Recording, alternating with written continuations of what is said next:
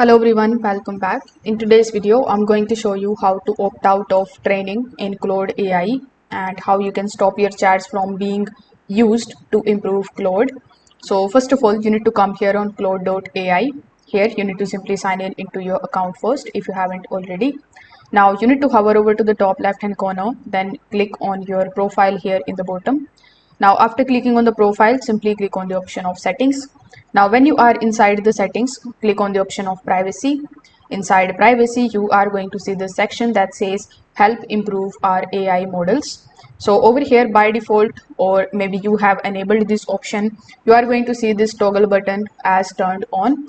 So you can just simply click on this particular toggle button in order to turn it off.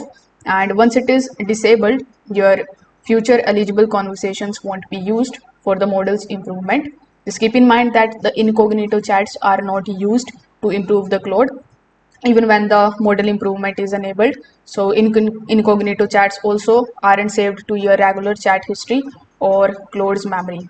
So that's how you can do it. If this video helped you out, make sure that you like this video and subscribe to the channel. Thanks for watching.